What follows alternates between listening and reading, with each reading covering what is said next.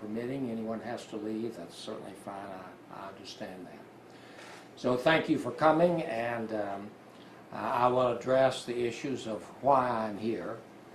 First, let me tell you that the Board of Directors of the SAE chapter of Oklahoma University retained me yesterday afternoon to assist them in evaluating certain legal issues and other matters that may impact the local chapter of SAE and its members as a result of a recent incident and action by the University of Oklahoma on that incident. Let me begin by telling you that we are not here because we are interested in a legal solution. We hope, and I hope my statement will make it clear, that we seek to have some other resolution of this matter. I have been retained to represent the chapter and its members where they wish for me to in any matters that may relate to the due process of the students. But our first concern is for their physical safety. Unfortunately, there have been some incidents involving current members of SAE where death threats have been placed, where there have been physical assaults or alterations on the University of Oklahoma campus, and where some of the students who are members have frankly been afraid to go to class, and their parents have expressed their own concern about the well-being of their children. And the SAE Corporation locally shares in that, and we take this opportunity to make those concerns known to the University of Oklahoma, and I'm sure they will respond in an appropriate manner. Secondly, all of us agree that the actions which led to this matter at the University of Oklahoma are inexcusable. Let me be clear. There is no justification for what occurred, zero. The incident, however, occurred on one of 5 buses. Each bus had 55 seats. There are over 100 local members of the SAE chapter, and they were going to the Founders Day banquet at the Oklahoma City Golf and Country Club. Most of the buses had somewhere between 25 to 27 members and their dates. So we're talking about one incident with 9 seconds of video on one of 5 buses. Above all else, the board of the local chapter that I represent is concerned about the physical safety. That's our first concern and paramount concern. Secondly, we are interested, where needed, to act to protect the due process rights, the First Amendment rights, and the 14th Amendment rights of the members. These include those rights for due process and disciplinary hearings, due process before the national SAE chapters, which I might parenthetically say I talked to the General Counsel of SAE today and was assured by reviewing with him the provisions of the SAE national chapter and bylaws that they do afford due process to members of the SAE fraternity who are suspended. We hope that the university will do the same thing, and we extend to them our initial belief that they will do the right thing, but we stand ready to protect the rights of the student members. Finally, as I said at the beginning, this matter is not one that seeks a legal solution.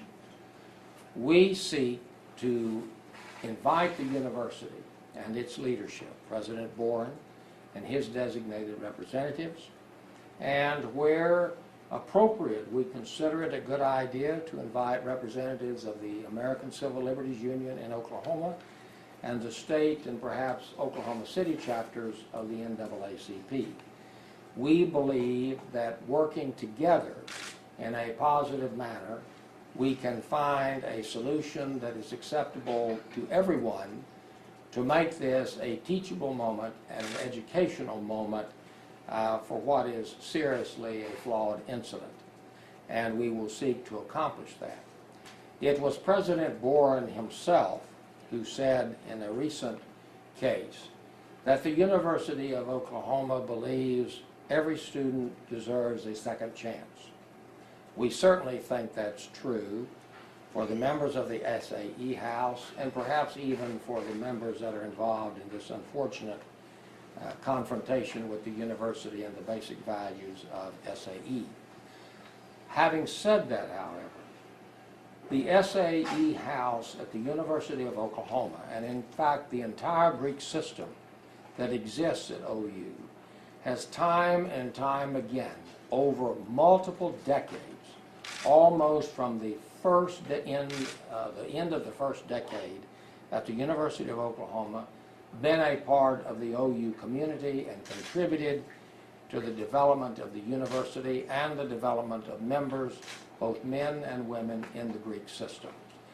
So with that history and with that background, we invite the university to work with us and try to find a solution. And I'll ask my assistant, who drove me down here very safely in the rain, to distribute copies of this statement, and I will now try to answer your questions. Mr. Jones, do you represent the two that were expelled, and do you know if those two students are appealing their expulsion? First, I do not represent those two young men. Secondly, I'm not sure that expulsion is quite the accurate word to use. My understanding, and that's subject to revision, is that these two young men withdrew from the university, and they withdrew on Monday morning before President Boren's press conference, I believe, which was on Tuesday. Mr. Jones, if you are fearing for your life or somebody is concerned about death threats, with all due respect to all attorneys, that is not necessarily the first person that you would call when you're worried about your personal safety. So I guess my question is, why are you here? I'm here because I represent the board of directors of the local corporation that is the SAE chapter. But you're a lawyer who's saying you have no interest in suing, is that correct? No, I didn't say I had no interest in suing. What I said was we are not looking for a legal solution. That's not our first choice. We are looking to resolve this matter in the ways in which I have described. Which would mean what? Which would mean what? It depends on what the university and the other organizations that I mentioned, what they may have in mind, and I'm sure that SAE will contribute in a positive direction toward that solution if the opportunity is presented. Well, what do they want? You mentioned about how President Boren painted the entire fraternity with a broad racist brush. There's been some mention of defamation against Boren. I mean, is that anything that you're going to be pursuing as well, or are you seeking maybe an apology from Boren? Or? I'm not seeking an apology from President Boren. What I'm interested in is looking to the future, not the past. Are you ruling out a lawsuit? I'm not ruling out a lawsuit. I'm saying that our preference is to proceed in a non-legal solution, a non-adversarial solution, and a non-litigation solution. If that's not possible, although we act in good faith and present this, then obviously we will have to consider other possibilities. Does the local chapter plan to appeal its the revoking of its charter by the national organization? I'm not authorized yet to speak to that. We have been in contact, or I've been in contact with the National Association, and I'm sure members of the board of directors have been, but I don't think any decision has been reached on that matter yet. It is under review. And just to be clear, there are a number of issues here that we have to review. I'm new to the case. I haven't been in the case 24 hours, and there's a lot of paperwork that I have to review. But let me just tell you basically those issues. They range from real estate to student safety. There's issues about who owns the house and who owns the property and what will be done with the house and what will be done with the property. And that's a contractual issue involving real estate law, and people are looking at that. Then there is the status of the suspended members and their rights before the national organization. The national organization has a due process system in which it will judge each of these members individually as to determine their status in SAE, particularly when they graduate. Then there's also the issue to be certain that the students who disciplinary actions are sought against are guaranteed and have their due process and other constitutional rights. And then I also mentioned the safety of the students, which is our primary concern at this point. Yes, ma'am. Yes, Ms. Mills. Can you talk about, you mentioned that they're afraid for their safety. Can you be more specific? No. No, except I think the appropriate authorities have been alerted about that, but we view it as a potentially volatile situation, and that's why I think we need to avoid a rush to judgment. We need to lower our voices, and we need to take a breath. What does the board of trustees want done with the house? You had mentioned that there's some real estate issues about who owns it. Do they want it kept up, or? I don't think they've come to any final decision. They're waiting on legal advice from their real estate lawyer. And while I practiced law 50 years, I've never thought of myself as a real estate lawyer. Is the house owned by OU or is it owned by the board of trustees? It's my understanding that the property, that is the real property that the house sits on, is owned by SAE. But the university has some claim to the house. But the exact description of that claim or right, I'm not prepared to speak today because I'm still reviewing with others those documents. Do you think there's a problem? Did the university have a right to throw those people out of that house? That's also being reviewed. The university has said that the two students were expelled, and if that's the case, as they tell us, in your view, does that violate free speech? Well, I try to avoid being more Catholic than the Pope, or more royal than the Queen. How the two young men, with their parents and their legal counsel, decide to proceed is for them. But I would think an immediate expulsion would run contrary to due process. Now, if they withdrew, then it might be considered they did that voluntarily. If they withdrew under threat of expulsion, that raises another issue. Expulsion and a hearing afterwards is permitted where a genuine emergency exists, such as the threat of violence or already increasing violence. We don't have that here. But at the present time, I'm not prepared to characterize those actions because I think that really needs to be determined by the two young men and their parents. Have you spoken with attorneys at OU since you've entertained? I have spoken with Mike Burridge, a distinguished former judge in the federal court in the Eastern District, who advises me that in the event of litigation, he would represent the University of Oklahoma. Do you think David Warren has gone too far throughout all of this? Well, I don't know everything that President Warren knows, and we've been political opponents in the past, so I don't know that I would characterize it. It does seem to me that maybe it's a little overbroad, and hopefully we'll all reason together. What was it about this case that made you want to get involved and to allow these members to come to you? Well, they called me, I didn't call them. But for you Mr. to Jones, take- what do you contend that, I mean, you're here representing SAE. What do you contend that OU did wrong?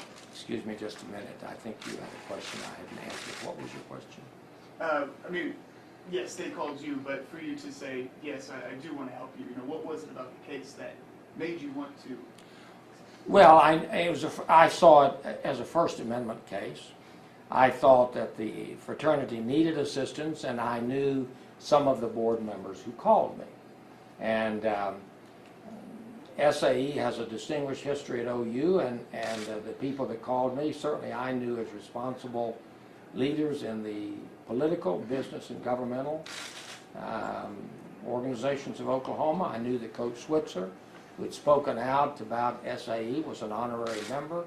So all of those factors, they were kind enough to think I could help them, and I accepted their retainer.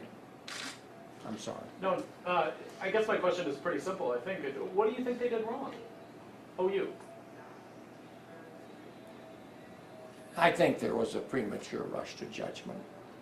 On what? The kicking them out of the house, the expulsions, on what?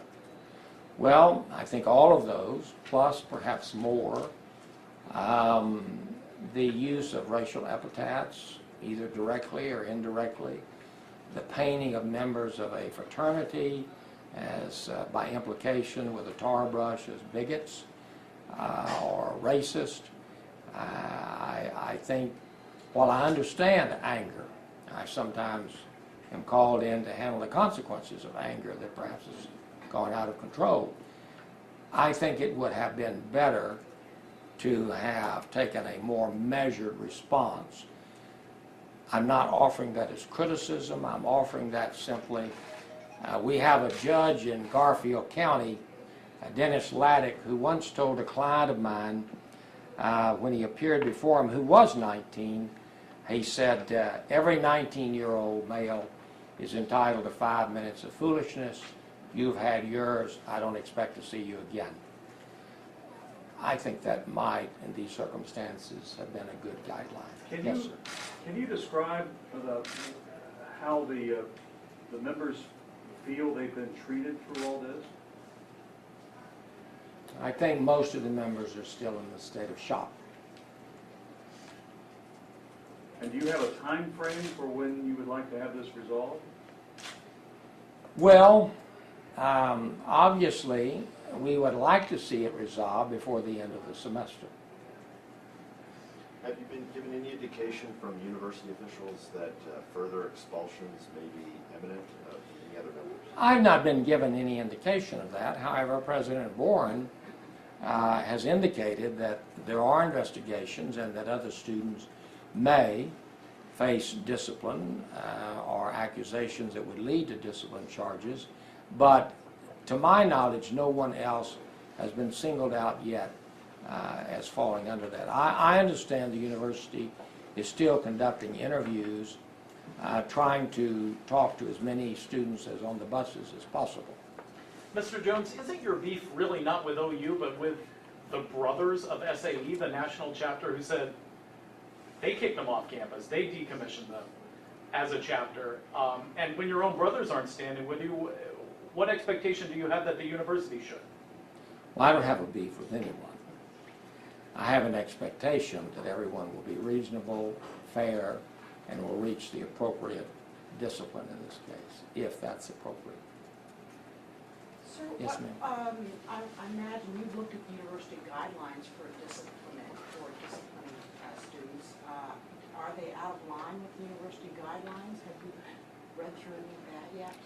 Well, it would be difficult to say that a university has a right to censor speech, no matter how distasteful, hateful, or inappropriate it is, with some exceptions. I mean, we're all familiar with Justice Oliver Wendell Holmes' statement that there's no right to cry fire in a crowded theater. But all speech, with minor exceptions, is generally protected. So to censure someone or discipline them with nothing more than speech is, that's a long way from the cup to the lip. Now, there may be other factors. The university certainly has codes of conduct. Whether any of those trump the First Amendment is yet to be determined. As long ago as 1965, Justice Fortas, speaking in Tinker versus Des Moines Independent School District, said, school children do not lose their First Amendment rights at the schoolhouse gate. Now, that decision has been modified slightly, but the basic thrust of it is still the law of the land. Do you feel that the university has painted this organization in a certain, I guess what I'm asking is, how would you describe what the fraternity has been described as? Is it a racist organization? That's My what own- people seem to say it is. My own brother-in-law has been an SAE member for over 40 years. I don't think he's a racist. I don't think Barry Switzer is a racist. the men that I know that are now alumni that were members of the organization are not racist. So I don't think that's a fair characterization of SAE, or for that matter, any fraternity or sorority at the University of Oklahoma. Is there any difference here? Because the accusations for the past couple of days has been most of the alum probably were in a very different organization than the organization that exists now or that has existed for the past few years. Well, I'm familiar generally with that accusation, but I don't have any knowledge of that. And I mean, all of us change. I mean, I'm 75 years old, and I'm certainly not the same person I was 60 some odd years ago at the University of Oklahoma campus. But I doubt seriously that the history of SAE is such that there is such a major generational difference between the present members and the alumni. Now, certainly, there may be individual members, either in the alumni or members, that's an exception, but I don't think it's generally true. You said you're seeking resolution would be your preference. Can you be just a little more specific? You want all these members brought back to campus? You want this house reopened? You say you're not interested in an apology from the president. What specifics? You had a little bit of time to think about it, but when you're seeking resolution, what sort of specifics would you be asking for? I don't have a specific shopping list or Christmas list or bucket list. I think first you have a dialogue. I don't suggest such a meeting with a preset agenda or conditions for the meeting. So I think that anything is on the table. There have been suggestions by some that members of the fraternity are victims of a double standard in that they committed hateful speech, yet some people have committed acts of violence, and for their speech, which you said may come under free speech, has resulted in their punishment, while lesser punishments, it's claimed, has come to people who have been guilty of physical violence. Is that a valid complaint? I don't know about all the cases that might fall into that. I've been involved in a few disciplinary actions at the university. The clients that I represent in those disciplinary actions were fairly treated. I thought the disposition was appropriate in the individual cases. And I think basically each case has to be judged like each tub sits on its own bottom. So to make a generalized analogy from this case or that case, this person is treated fairly, this person is not, I'm not prepared to make that accusation now. Now, President Bourne was angry. I mean, that's clear. I'm not here to say that he wasn't appropriately angry.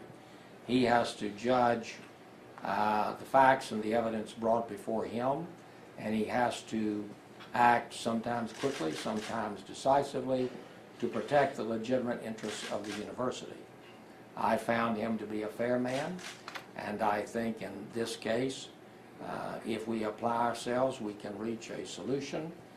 But I don't think that my client should appear in sackcloth and ashes. I think that's an overreach. Are you all prepared to go to court and fight this? If it goes to that point? The last thing I like to do is go to court. I know some of you don't believe it. Mr. Jones, before you were retained, the board of directors put out a statement for the local chapter calling, sort of a strange statement, but saying there was a horrific cancer that invaded this chapter 3 to 4 years ago. What's your understanding of what that means? And isn't that an admission that there was a serious problem here and therefore something had to be done? Well, I assume they were not speaking in the medical term. So they had something in mind, but I've not discussed with them what they had in mind. But if that's true, and it is relevant to this matter, I have no doubt the chapter will address it. And probably I may be involved in that process. Who make up the board of directors? Who are these people that called and asked for your legal help? Sure. Alumni. There may be some students on the board, but the people that I've spoken with are graduates of the University of Oklahoma and their alumni and their officers of the corporation. Were you in that fraternity when you were at OU? And I was not. So if Stephen Jones was running the investigation, what would have happened to these boys? Stephen Jones doesn't have enough facts to make judgment on that, and I don't represent them. Do you think it's possible that when you get more facts, what the actions Boren took were the correct actions? I don't know that I can answer a hypothetical question like that, because the truth of the matter is I don't know everything he knew, and he probably doesn't know everything I know. That's why I think we should talk.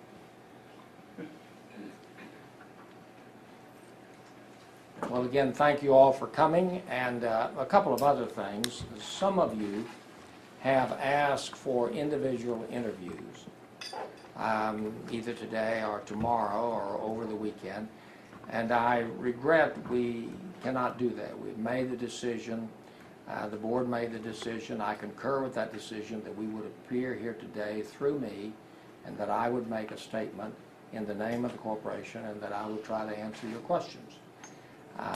But I don't think that we will go beyond today until some other time where it might be appropriate. Thank you all for coming.